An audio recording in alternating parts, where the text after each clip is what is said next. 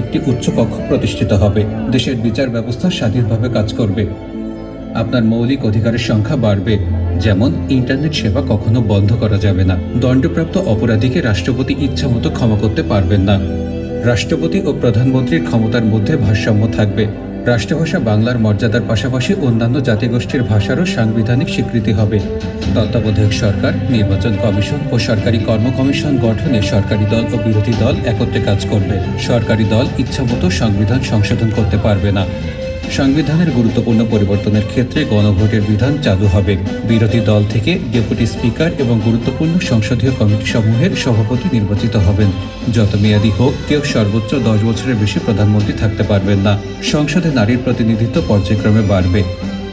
আপনি যদি এই পরিবর্তনগুলো চান, তাহলে গণভোটে হ্যাঁ ভোট দিন। মনে রাখবেন, পরিবর্তনের চাবি এবার আপনারই হাতে।